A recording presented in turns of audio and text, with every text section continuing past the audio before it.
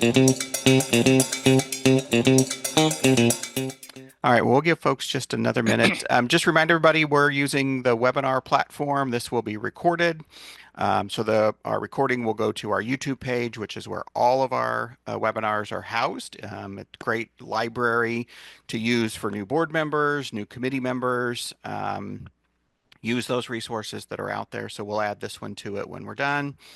There is a way for folks to ask questions. So please go in and use the question and answer function for the webinar. And we already have one comment already. Thank you, Chris. Chris Johnson, our board president, says, hello, Mary. Oh, thank you. Glad to have you with us today. So we appreciate that interaction. Utilize that Q&A for questions as we go through this. We want it to be as interactive as possible through a webinar series. So I'm going to quickly, I think we've got most folks in here. I'm going to turn this over to Mary. Mary did this presentation for us a few years ago to our directors when we were in Joplin, Missouri, and did such a great job of explaining the whole project management, action planning, the importance of it. So we asked her back again today to help us with that. While we're getting started, if you want to go ahead and in the webinar chat, just say hello and where you're from. That would be great. Let's have some additional interaction. And Mary, I'm going to turn it over to you. Lovely. So I will leave it to Keith to let me know if there's questions along the way to monitor that for me if he could. As Keith said, I'm the state coordinator for Main Street, Alabama, but I have deep Midwest roots. Grew up in Kansas, was a local Main Street director for 10 years in Emporia. If anybody's ever been to Emporia, Kansas, Great American Main Street Award winner. I was actually there when that occurred as a part of that really great team, and they're still doing amazing things today. Then after that, I was assistant state coordinator and then state coordinator for Kansas. I have now been in Alabama for almost 12 years in June. So if I sound Southern and not Midwestern, it's confusing to me too. But you pick it up no matter how hard you try. But Keith was telling me this is a lot of you may be newer to the Main Street action planning. So I'm going to keep it fairly low key, but happy to answer any questions that you may have along the way. So we're going to talk about how to manage different projects. And as we go through it, you need understand the Main Street approach. You'll have paragraphs, pages, books, webinars, all kinds of stuff from the National Main Street Center. And then, of course, Missouri Main Street does such a fabulous job of having lots of really great resources for you. But I thought it might be helpful if we just simplified what the 4 points were. So when it comes right down to it, organization is really getting everybody singing out of the same songbook. It's not always easy to do, but at least getting people to agree that what you are doing in your district is important to everybody in the community. The big things about just downtown districts, neighborhood commercial districts, is getting everybody understanding that it's for everyone. So getting people working toward that goal is really important. Promotion is selling that image and promise. And sometimes, if you're early on in your Main Street journey, it may be selling the promise of Main Street as you are preparing to, I always say, we're going to be great. When you start, you kind of have to start with that. We're going to be great. And you just have to trust. And over time, you build that trust that you are great and you're going to continue to be great. So selling that image and promise. Design is about getting the Main Street into top physical shape, from trees to storefronts to sidewalks to Alabama shade is very important. It's very hot here. And then economic vitality, finding new purposes for the properties and development opportunities. And I think of the 4 points in my career anyway, and I've been doing this 27 years now. EV tends to be the hardest one for people to wrap their arms around. But that really is finding uses for properties and different development opportunities over time. Lots of things tie into that. So what makes the Main Street approach unique? It's comprehensive. And I know a lot of times, again, in my career, we've seen people get really excited about the design piece, which is lovely. And people get really excited about the promotion piece, which again is lovely. Not always excited about EV. Sometimes you have to get people excited about the economic vitality side. But if you work comprehensively in all 4 points, that's when you start being successful. It is incremental. And I know, having lived the local Main Street program life for 10 years myself, that people want everything to happen overnight. and it's going to take time. It took time to get where a community is, and it's going to take time to get you to the point where things are going to be better. So you need to remind people this is incremental. Self-help. No one else is coming in to save you. Fortunately, you do have a fabulous state coordinating program to help you out. But if you're expecting someone else to come in and your local program not having to do anything, that's a big issue. So I know when I go into communities, I explain to them Main Streets work. But if you work it, it works every time. If you don't want to work it, then this is not the program for you. So it is work, and it is that self-help and getting people involved in what you have going on. It's about partnerships and forming those partnerships, and over time, your partnerships will become more varied and deeper over time, which is really good. You'll see partnerships in areas you may not have seen partnerships before. Take some time to look at your assets. I think it's always a good idea if you have another program that's near you to maybe do a swap. We were very close to Ottawa, Kansas, and every once in a while we would we would have them come over and look at our stuff, and we would go over and look at their stuff, and then we'd share notes. Because, Main Street is a family. We're all very safe together. So it was really nice to have somebody come in and say, oh, your buildings are great, or things that you don't see because you're so deep in the weeds. Sometimes it's nice to do that. Slow down. The next one is about quality. And a lot of times we want to throw as much spaghetti against the wall as we possibly can. And you really want to have quality, not quantity. Especially my biggest push to most of my communities here is I wouldn't do any more than 3 tops big promotional events a year where you're closing down streets and you're having a big party, you're doing the huge push. Because if you do one a month, which everybody, well, I want a big event every month. Well, you're going to have 12 events, or you can have 2 or 3 really great ones. So really be careful about the quality of what you have, and not have too much quantity. It is about change. You can't expect anybody else to change. You've got to change our own opinions first, and then change other opinions as we move on. And then my personal favorite is implementation. You got to get something done. So don't have a plan that just sits on the shelf. You have to pull that plan down. They're going to give you tons of great resources and opportunities to fund things you have to implement along the way. Another one of the biggies about Main Street and action planning is understanding there's no handouts. Again, most of your resources are going to be local. Especially in the environment that we have right now. Whenever you have a change at the federal level, regardless, I'm not getting into politics, it's going to take a while for federal programs to settle in and figure out what's going to happen. So there may be some changes on the federal side, but again, almost all the resources we had in Emporia when I was a local director were local. It was local folks helping other folks. Statewide sometimes, federal very seldom. You have to forge those coalitions. And I really want to have everybody understand you don't have to be best friends with everybody, but you have to be able to work with everybody. So, keep it high and keep it professional and just get things done.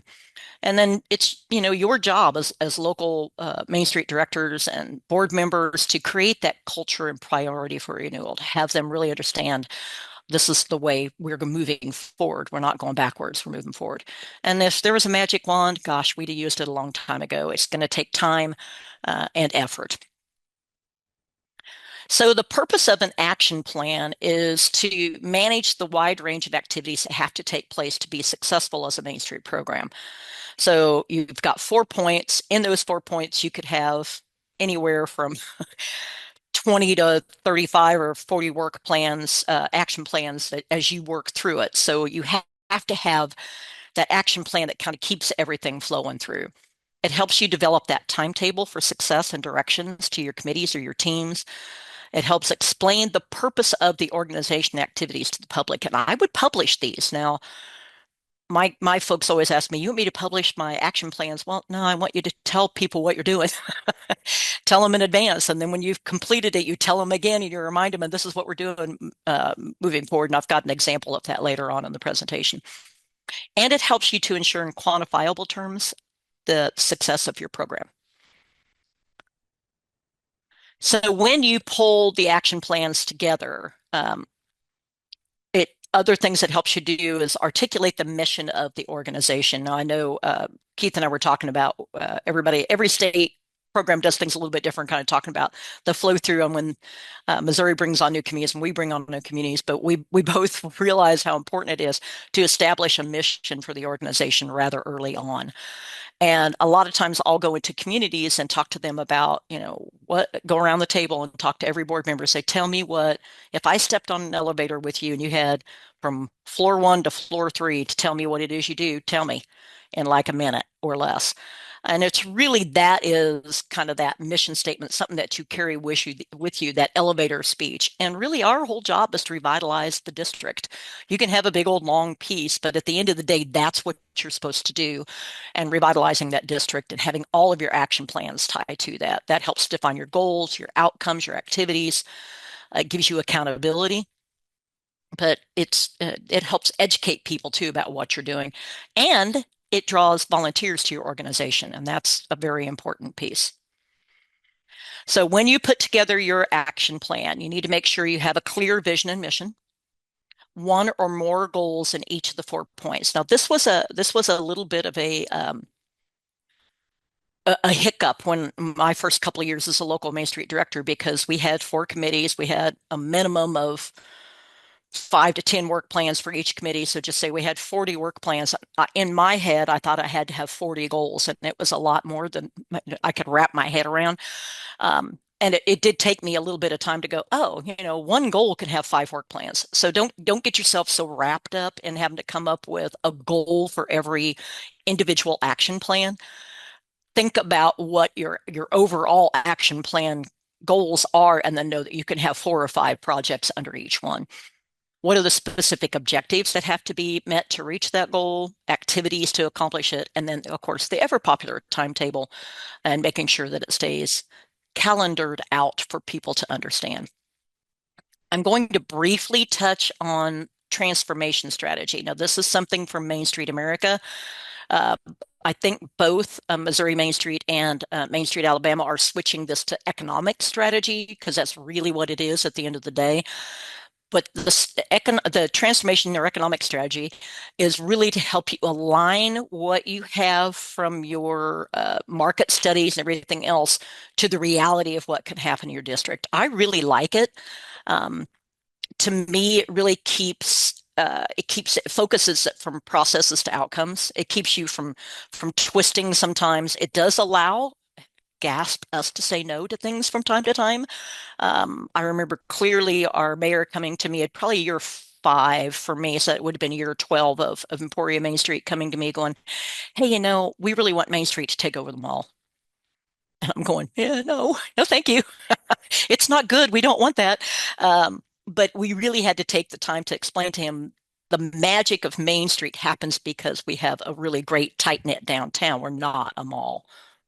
Keith, did you have something to add? I was going to say, back on your previous slide too, when you talk about the goals of the action plan, I think that's where transformation strategies or economic strategies come in. This is our economic strategy. And so how does that action plan tie into that? So I think that's a good way also to correlate. You don't have, every action plan doesn't have to have a different goal. You're all working towards that overarching goal of an economic strategy. And so I think it really ties them together nicely.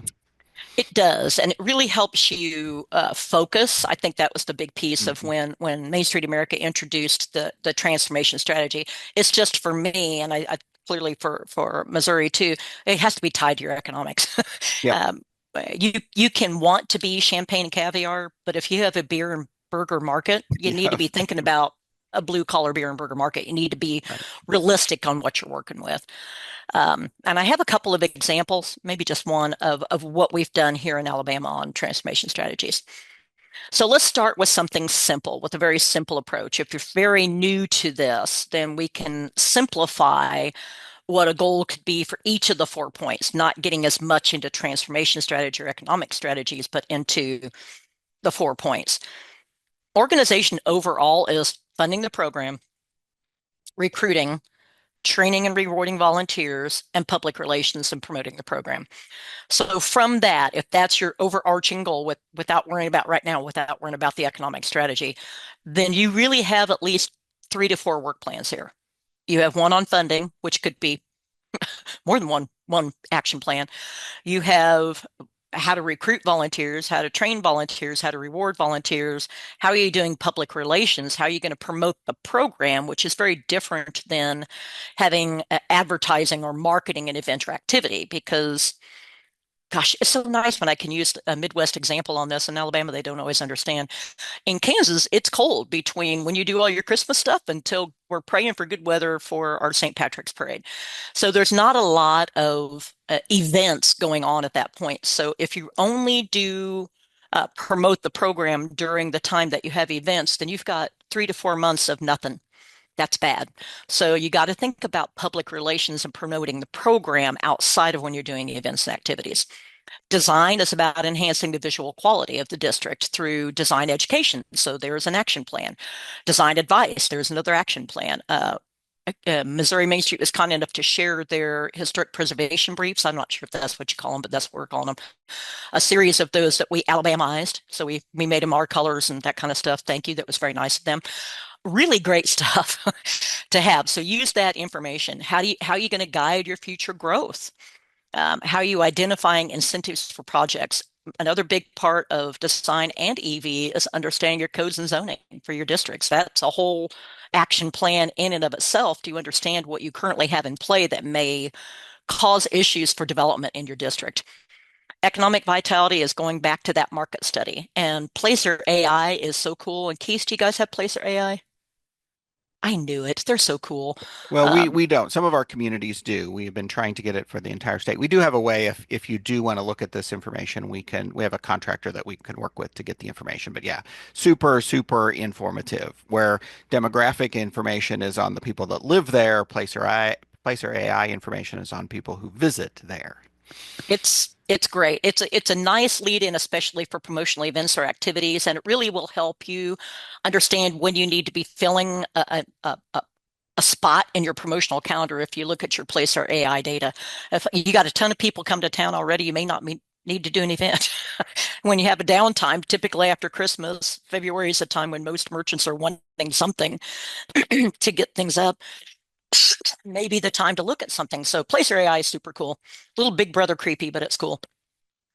You can talk about finding new uses for those vacant or underutilized buildings, encouraging those investments, and then of course promotion is, okay, how are we doing, you know, selling things when we're not closing down the streets? How are we working with the merchants? How are you helping them plaster? There's just a ton of different things. So when you really think about if you're getting caught up in action planning, again, I'm going back to my early days as a director, and I was very, it's like this is so much I can't wrap my head around it. This is the simplified way of doing it.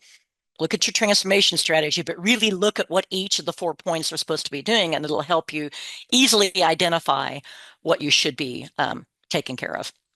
So let's simplify it even a little bit more. Um, so the activity is telling us how we're going to get there. So it's a specific event or an action. So you're going to set up teams to visit district businesses to find out what's going on. Maybe you're finding out how many businesses you have in a particular property. Maybe you're filling in your building and business inventory, lots of different things you can do there. Get copies of your current codes and zoning.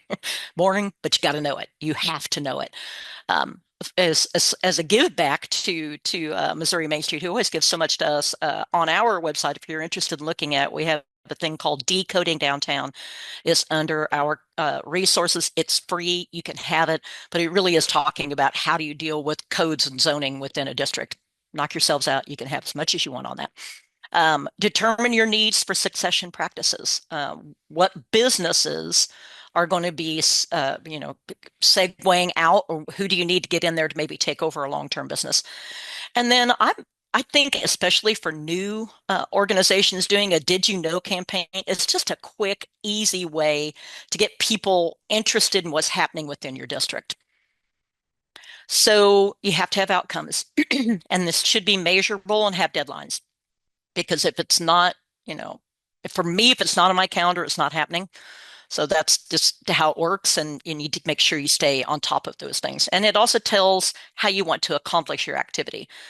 So if you want to get more district businesses involved, then you got to go out and get a team visiting your businesses. If you want code review and enforcement, you got to know what you already got on the books. If you want to get out and work on strategies to strengthen those businesses, those are some things you need to be looking at. And then that image building, perception changing, did you know activity is a really nice, easy promotion one to kind of step in rather quickly on an action plan. So the tasks. So these are things you actually have to do to complete your activity. Who's going to be on that organization team that's going to visit those district businesses? And this is more along the line of, do they want to be members? If you're allowed to have memberships, depending on your 501c3 or C6 or however your organization is formed.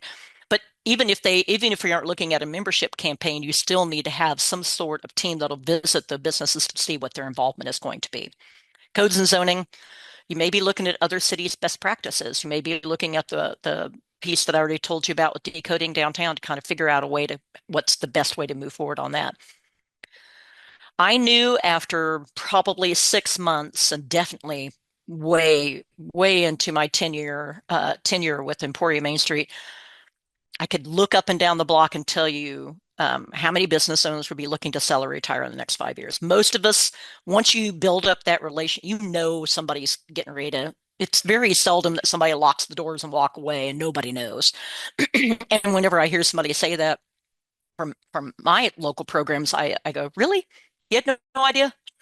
You had no idea this person they hadn't been negative, they hadn't been doing this. I think I think you probably knew more than you think you did. And then if you want to do the did you know activity, gather those interesting unknown things about a current district business. And then every action should include evaluation as a task. So the essential parts, this is where you start getting into who's doing what when. So who's responsible? What is the time frame? How long do they have to get it done? What is the budget? And some of them, there may be no budget at all. The other one always is board approval, making sure the board is overall aware of everything that's occurring. When you're assigning the activities, this was always a big thing when I was with Kansas Main Street. I remember Gene Stinson, who was our state coordinator at the time, always talking about looking at the work plan and seeing who's assigned. And if you only see the executive director's name there, we got some problems. It is not an executive director's job solely to do every event and activity within the district. There's just no way. But you can have more than one person share that responsibility. But if you put team or you put committee, they won't do it. It'll be, oh, I thought Sam on the team was going to do this, or I thought Sally on the team was going to do that. So I would really shy away from just putting the committee's going to do this because trust me, I've been there, they won't. So you want to make sure you assign names. Executive director can be assigned specific tasks. Committee chairs and board members may be assigned specific tasks. I'll give you very project specific for actually two examples. One, our assistant city manager in Emporia was on our board. He was our city liaison the whole time that I was there. Great guy. Whenever I needed anything from Public Works, Mark's name was on it because I knew that Mark would pick up the phone. He would take care of it. I didn't have, even though the Public Works guys and I got along really well, it worked out fine. But that was always something. If we needed something from the city, he was my liaison. When you look at project specific, and I think sometimes Main Street communities will get themselves caught up in the fact that all my volunteers need to serve on a committee. And it's just not like that, especially after COVID, volunteering has changed dramatically. So you may have folks who will do a whole bunch of stuff and never show up in your office. They're okay with doing stuff online. You need to figure out who those folks might be. For us, we had a huge event. They still do it in Emporia called the Great American Market. Draws 8,000 to 10,000 people to the downtown district. And after a couple of years of doing it, one of the big feedbacks that we got is you really need a kids area. But we were tapped out. There was nobody left that I could. All my folks are saying, no. We were up till midnight. We're back up at 5. We're here till 4. No, thank you. So we looked around and mission matched. And this is a very important thing for you to think about when you're looking for other folks to maybe be involved in your community. What is your mission and what is their mission? And do the two interact? Excuse me. So for us, we were looking for somebody who looked at working with kids or whatever it might be. We picked the Optimist Club because their mission is Friend of Youth. We went to the Optimist Club. We knew what their rules were ahead of time. We knew in order for them to meet all of their checkpoints for the governor thing that they went through to have all their stuff to be considered a long-term Optimist Club, they had to have so many projects. They worked with so many kids. And so we went to them, we were prepared. And they go, gosh, we could get all of our points with one event. I said, yeah, it'd be great, wouldn't it? So they ran the entire event. They ran it, they insured it. Um, it was great. They were not on any other committee that I have. That was the one big thing they did a year, and they were out. So think about that. Also, when you're looking for volunteers, think about corporations that may have a policy of their employees giving time back to the community. There's quite a few of those, more than you'd think. Quite a few of those out there. I know we have one in mid-Alabama who works in one of our cities, and they come out twice a year and they completely clean all the sidewalks, spray them down, clean all the sidewalks, and they're beautiful. And you know how hard it is to keep sidewalks clean in front of businesses. So especially in a damp environment like we have here. So it's big. Keith, do you have something to add? Mary, I like to say when I'm teaching about action plans is the first line on the action plan should be who's not at the table that can help us accomplish this task or project. That's the first, should be the first thing on every action plan. And the second sometimes is research. If this is something new that we're Mhm. doing, let's go out and look at other Main Street programs that are doing various things that maybe we could learn from. But you've got to have that time to plan and determine who needs to be in this group, in this project, to help out. And so it's just something we use here in Missouri. Absolutely. Again, go back to if they are interested in it, they're going to find a way to work on it. So you do your research ahead of time, mission match whenever you possibly can. You'll be surprised at who will come to the table if they have interest in what you're doing. Yeah. So that's a good point. I may be stealing that. That's good stuff. Um, Due date deadline should be used to indicate the specific date on which the board, project manager committee, whoever will have a task completed. Now, I know I texted back and forth with Keith yesterday as to whether Missouri uses Maestro. We use Maestro in all of our communities here in Alabama, and he said sporadically, some of you do and some of you don't. But at the very least, what I like about Maestro is once you put the work plan into Maestro and you have all those dates in, when the due date for that person to get their stuff done is getting close, it sends them a reminder out to them. So it's kind of handy. So if you don't have that, think of a management system that would say, "Hey, you signed up for this. Where are you at on it?" Um, for continuous activities such as downtown cleanups and other kinds of things that are just all on the time all the time, make sure that you indicate 12 months and give yourself a minimum of 6 months of planning time, longer if possible. I we are, the best group in the world that I've ever seen with Main Streeters at throwing together a great party in a short amount of time, but it's exhausting and it does take a toll. Um, Give yourself some times to plan and to really think through what you're going to do and look for, what could we have done better? That time to evaluate immediately, especially on promotional events, because you're already cooking for the next one. Stop and take time and say, okay, what could we have done better? So if it's a repeat event, you're ready to go. I love that last one. I was just at a graduation over the weekend, and the university president said, if you want to go fast, go alone. But if you want to be successful, go together. And I think that Oh, comes into that planning is that it takes longer to involve people when you're planning. And I was going to make this point too. I think you may have said it already, is that one person isn't filling out the action plan. It's the oh no, committee or the project yeah. team filling out the action plan. And sometimes that takes a little longer, but you're thinking through the process. You have multiple minds doing it, Hmm. and they're going to be more engaged in helping accomplish that task if they helped build the plan.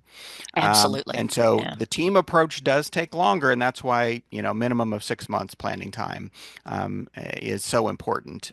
We don't want to just throw something together. You're wearing out the backs of just a few people. Yeah, absolutely. And then you really need to be thinking about the budget. So assign that dollar amount to each task, showed the total proposed budget.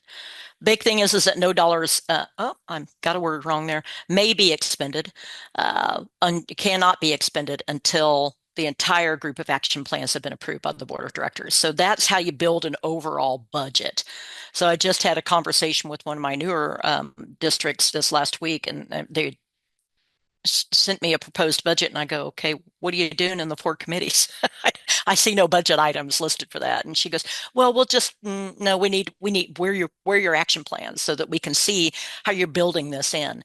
It's really important, and from that, your board should be able to formulate their budget. So another red flag for me as a coordinator is when action plans come in and budgets, and I'm matching the two up, and I'm going, oh. Okay, we've had the same budget for the EV committee from this particular community for 5 years. That tells me we're not budgeting. We're not actually looking at action plans, because over time, frankly, your EV committee will probably need some more money because they're doing some bigger things. It takes a little bit, in my experience, for the EV committee to bloom and blossom, because there's just so much you have to learn on the EV committee, but it is the funnest committee as far as I'm concerned. You see really great things occurring from that one. And then the follow-up required was the individual task line. Make sure that if, say, for instance, you're doing an event or activity and you need to have photography, and you can't do anything until the photography is done, and then the next step comes, and the next step comes, and the next step comes. So that would be pass that information on to the next individual, because it should build within your action plans. You should report to the committee and file, and then, always, always, always thank you. Let people know, and different people, and I didn't put a lot of this in this one, but I could do a whole volunteer thing for you. But people volunteer for different reasons, and it is a good idea to figure out if it's because I want to be a part of the group, or if it's because I would like influence, it's because I'm a salesperson and I have my face out there. There's a lot of different reasons, and that will help fill different parts of the of your action plan. And then, so board sets the goals go to the committees do their action plans together, as Keith said. The action plans now come back to the board. So first the committee approves the proposed action plan. So the committee goes, yep, these are the 10 things we're going to do this year that we're proposing to the board. Everything goes to the board, and the board looks at all 4 committees or teams' plans prior to approval. Because if you do it in a vacuum, then heaven forbid you're the last one to get your stuff into the board, and there's all the funds have been allocated. So you need to make sure that the board really needs to allocate those all at the same time. Any additional goals or activities that are added during the year have to go through board approval. And that's just to make sure that you have enough budget. Does it fit within the overall mission? Does it go back to your economic strategy? That doesn't really fall within that, because there may be people who have just one particular interest in mind that don't really follow along the mission of what your organization does, and somebody needs to say, no, this is what we need to do. This is what we said we were going to do. Yep. And we've been helping our communities recognize that this process takes a little bit of time. So, if you approve your budgets in December for January, you can't start this process in December. You probably need to back up probably 3 or 4 months for the committees to build those action plans, put their budgets together, all those sorts of things to go through that process. And so just allowing enough time for this to take place. I always told mine, back it up at least 90 days. Because if the board sets the goals in, say, September, it goes to the committees in October. The committees do all their things in October. It goes to the board in November. It finally gets approved in December. Then you might be ready to start in January. Right. So it takes time. And believe it or not, you're still doing stuff. Right. You're still doing stuff while you're trying to formulate these plans. So cut yourself some slack and give yourself some time on that. Yep. So kind of a quick overview of what it could look like is the goal would be marketing the district's unique characteristics to shoppers, investors, visitors through special events, image building activities, and retail events.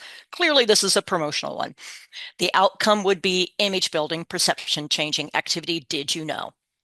This is something we did many, many years ago in Emporia. So the first thing we did was gather interesting unknown things about current district businesses. Determine the delivery. Is it social media, newsletter, newspaper, radio, depending on some communities don't have newspapers anymore. Some of them have very active. It kind of depends. How often and how to select the businesses to highlight and then measure the impact. So I'm going to give you kind of an example of this. We did this a long, long time ago. We had some businesses in um, a, a, a, we had a very long linear shotgun style downtown. It was 12 blocks long and 2 or 3 blocks wide. It wasn't a typical square.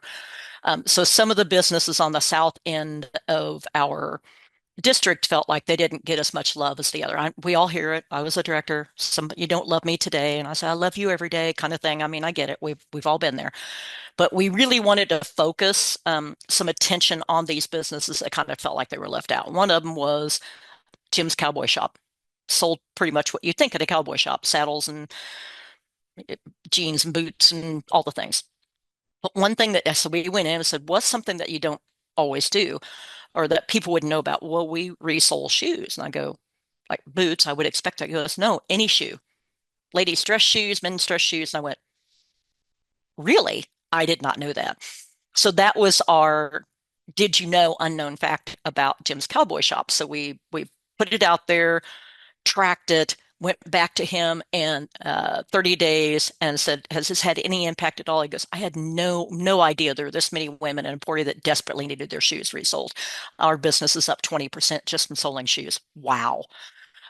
So you just don't know. So we were able to measure the impact. And then, of course, we had businesses standing in line, and the southern part of our district felt the love that, we needed to show them. So it's a real easy one to do. It doesn't take, especially back when I was a director, social media wasn't as big of a deal, a very big deal now. So it's a little bit easier to deliver it than it probably was back in the day, but it really does. It works, and it's an easy one. Easy promotion. There you go. This is very old school. In Kansas and in Alabama, we call it work plan, not action planning, and I couldn't change it on this form, so I apologize for that. But you all call it action planning, but the thing is the same. If some people like paper, frankly, we will go in and work with our communities on action planning. We still use the paper for them to start with. So we work with the board to set the goals, and then we bring all the committees together at one time, which is pretty fun because they play off each other and say, okay, we're going to complete one work plan or action plan for each committee. So pick a goal and figure out your action. And we walk them through the process in a big group. And they go, oh, this isn't that bad. I said, yeah, you got 6 more to do or whatever they need to do. And they work together, and then they shower out one action plan at the end of it. It's a pretty fun activity, but that allows them, and then of course we put ours into Maestro, but that allows them to scratch and scribble and do whatever they need to do to try to get something in play that they can utilize. Welcome to this. I'll be happy to send it to anybody who might want this. Well, I popped our action plan blank one Oh, in the chat so everybody boom. can take advantage. And it's in Word, so you can make it your own. Ooh, I might steal that before this is all said and done. There we go. All right. So when you're action planning, you got to be smart. And that's just, be specific, be measurable, be action oriented, be realistic, and you have to be time bound. So that will kind of help you remember when you're action planning how to work through it. So the lovely benefit, though, of an action plan is it does motivate your volunteers to achieve a goal. It's hard to attract volunteers and money to your organization if you don't have some action plans in play. If you're just saying, please, sir, may I have some more from Les Miserables, they don't care. They don't care. You have to make sure that you have something out there that says, this is what I'm doing. It provides those benchmarks for success. It will attract donations for specific projects. People will look at it overall and say, I'm interested in that. It greatly improves the success rate of any project. It's much better than saying, okay, today we're just going to talk about it, and then I'm going to give you marching orders, and there's nothing written down, and there's no follow through, and we're going to be successful. It's never going to work for you. Keith, did you have? I was going to back to the fundraising. I wrote that down from the beginning part of that. We've had Main Street programs take their action plans with them when they're going out and seeking sponsorships or partnership opportunities and showing them the action plan. This is our project. This is how we're going to accomplish it, and we'd like you to be part of it.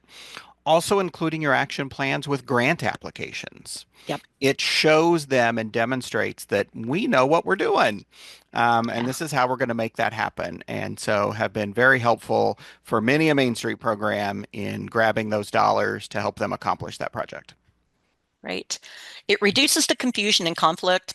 Great volunteer recruitment, helps communicate the plan and manage, and it is a fantastic PR tool. So your public relations folks, once you complete the action plans for the year, should have a whole year's worth of PR stuff to work on instead of going, so what are we doing today? So I'm going to give you a very specific example of how one of our communities communicates their plan.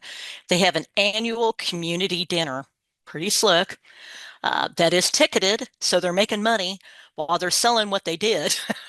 And then, so they always have, this is an older one, but they always talk about what they're doing. Can we call ours work plans? But it tells you what they're doing in each of the 4 points. And while people are having dinner and a beer or glass of wine or whatever they're having, they're signing up for each of these different plans, whether it be money, whether it be, hey, I'm interested in that particular piece of economic vitality or promotion.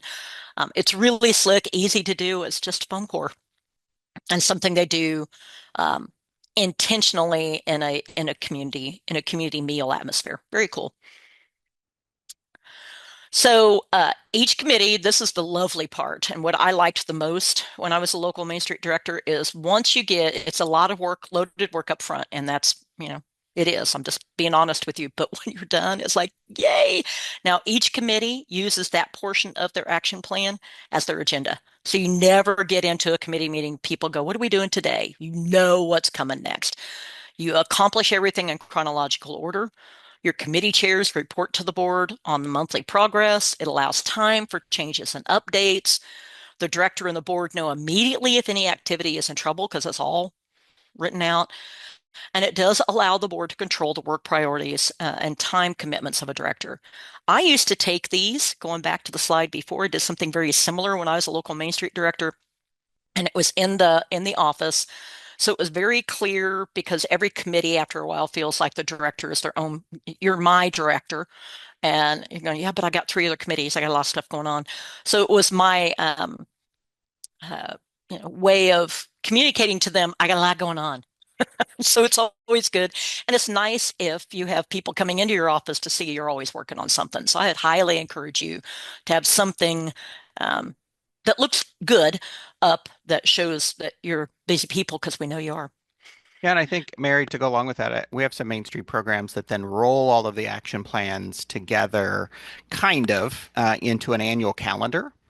Oh, To yeah, visually show, this project's going to be in here, this project's going to be here. So you can, and then the board can also, and the director can see the workflow for the year. It's like, oh my gosh, May, June, July, we're just going to be so busy. We're going to need to recruit some more volunteers or get some yep, of those partners on board that can help us. So sometimes rolling those things up into an annual calendar can be beneficial too, to just look at the smart. capacity of the Yeah, organization.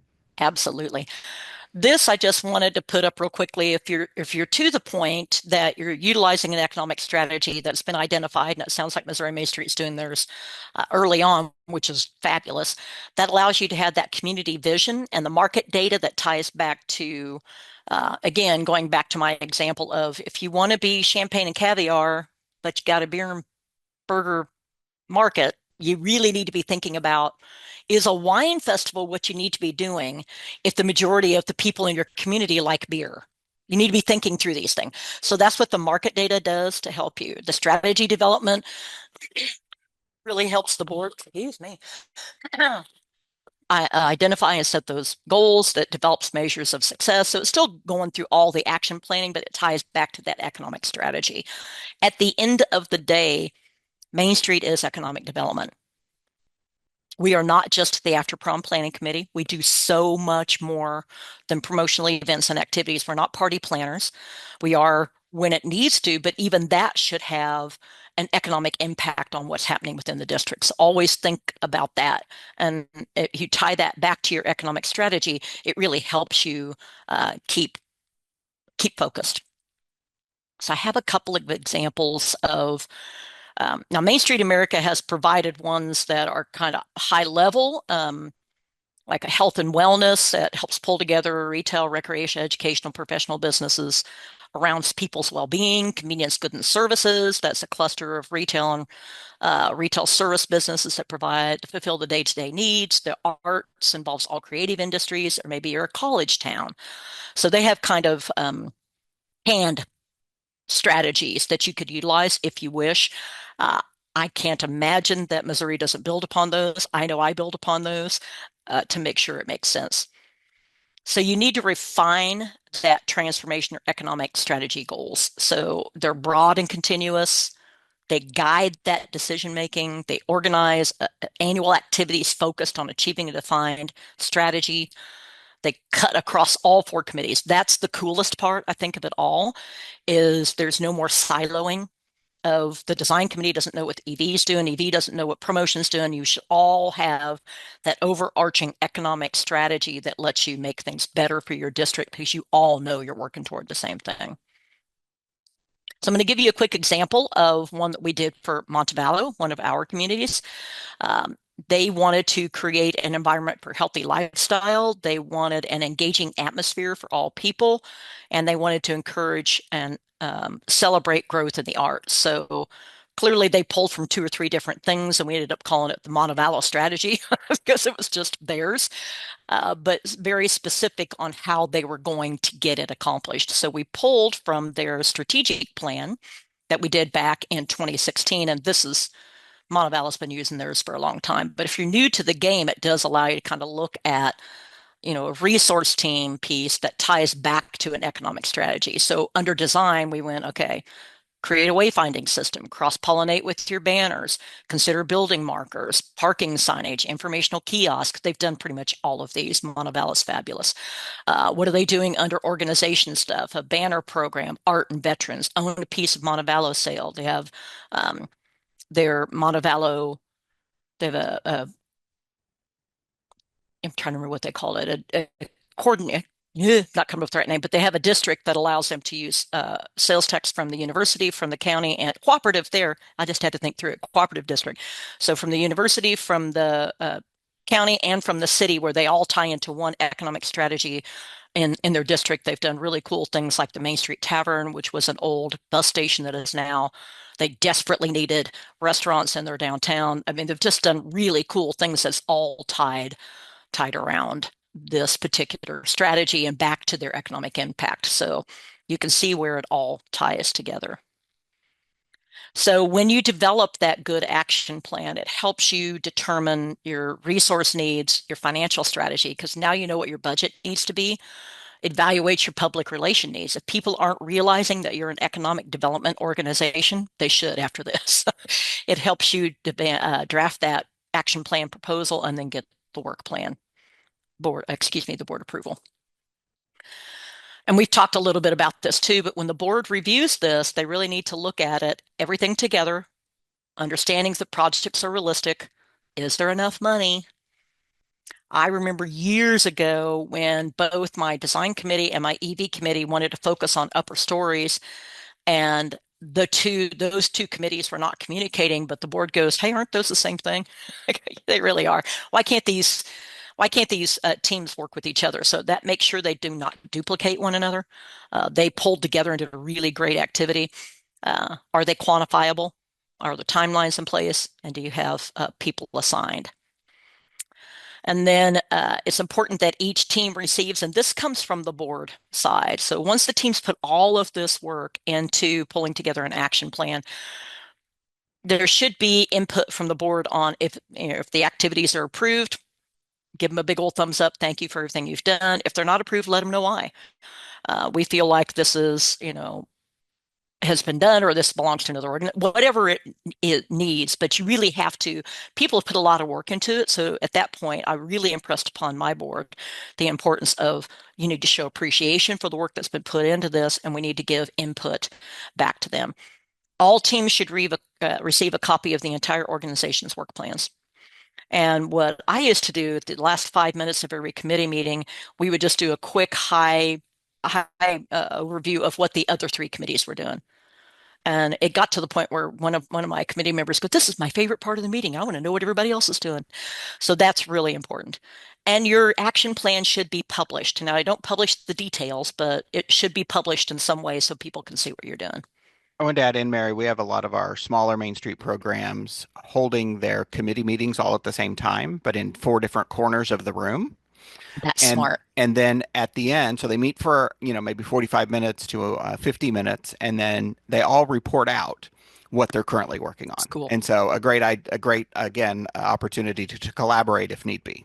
Yeah, that's And cool. also it's Yeah. one meeting then for the director. If you have an executive director, they get just kind of Mm, bop around each committee and provide some guidance.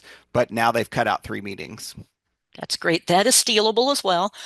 Really good stuff. That's why we do the work planning or action planning. When we do the training, we do it all together. We do it with all the committees at once because they really like being together. That's super smart.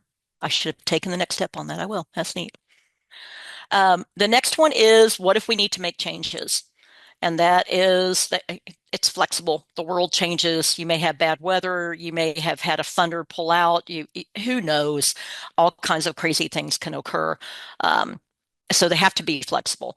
New activities cannot be added to the team's responsibilities without board approval. The board really is need to be that 10,000-foot group that keeps a lid on what's going on. No funding may be spent without board approval. Again, that the board is the fiduciary, has fiduciary responsibility for the organization. And you really shouldn't be doing fundraising without board approval. The board should know what fundraising is being taken care of as well. I doubt they're going to tell you no, but they need to make sure that it falls within the overall team plan. And to add new activity, you may have to drop another one. And I clearly remember this is a fairly new Main Street director. They used to have the Great American Race back in the day. I don't think they do it anymore. It was antique cars that started in California and traveled somewhere to the East Coast, and they hit somewhere in between. And the lunch stop that was supposed to happen ended up canceling like a month out. So they came to Emporia and said, "Can you do that?" And I was young and froggy. I said, "Sure, let's do it." And the board goes, "Whoa, whoa, whoa, whoa, whoa. What are you not going to do?" And that was the first time I really went, "Oh, yeah, I probably ought to think about the other things and how much time this event." Now we ended up doing it and it was great, but it was a lot of work. And we did have to drop two other events because there were just no volunteer time left or funding because we spent a lot of time and energy on that one. So, Mary, I'm going to pop in a question because it's very pertinent to what you just said. Actually, this is one of our directors said, how do you suggest telling other community leaders no when they want you to take on a project that isn't in your strategies without hurting that partnership you have with them? I would start with the, did you see all the everything we have going? And that's why you publish your work plans. This Yeah. is what we're working on this year. So it's clear that you're busy. But also, that's a really great idea. What other partners might be interested in working on this? Or this is the focus area that we have been dedicated to. I would start with that. This is the Mhm. focus area that we've been dedicated to this year that falls outside of our focus area. But why don't we talk about what other partners might be able to pick this up? Yeah. I always talk about also having, I think there was a director that had a parking lot big poster in their office. And when somebody would come in with Uh, this new idea, would say, let's, again, what you just said, it doesn't fit within our priorities currently or our strategy. We've got all of our work plans and budget set for the year already. We don't have any extra capacity, but let me put it on this parking lot here. And next time we do our planning session, that will be part of our discussion.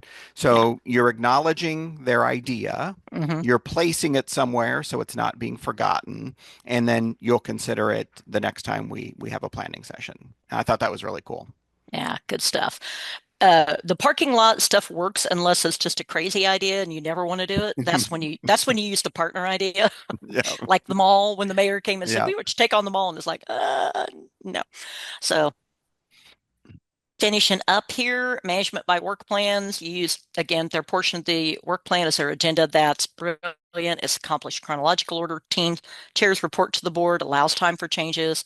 Everybody knows what's going on, and it allows the board to be involved in the work priorities and time commitment of the director. So the top 5 reasons to do again a action plan. Sorry, it motivates volunteers, provides benchmarks for success, attracts sponsorships, improves your success rate, and reduces conflict. Boom, I got done right on time. Woohoo. Are there Well, any quick questions before we go? yeah, please type in questions there. And while we're waiting for your questions, Mary, go back 2 slides because I lost my thought. Um, Oh, if the team chairs report to the board. I think some of our Main Street programs think that only board members attend board meetings. Mm, But when you get to the point, finally, a lot of times board members are the first committee chairs for committees when the organization is starting out and you're still building your volunteer base. But eventually you want to have non-board members be your committee chairs. And when that happens, those committee chairs come to the board meeting to report out what their committee, their team is doing. And mhm. we want to recognize their leadership role and having them be part of that discussion instead of it going through maybe a board member who sits on that committee. So I want to, we've had some confusion in Missouri about that from Okay. time to Yeah, time that, oh no, absolutely. committee chairs can't attend board meetings. Yes, they can. And they can report on their committee members. Yes, they can't vote because they're not a board member, but they're a part of that leadership team that we need to recognize. Absolutely. And Yeah, hopefully they'll segue into good board exactly. members in the future. So you want to give Exactly. them access Right. for sure. Exactly.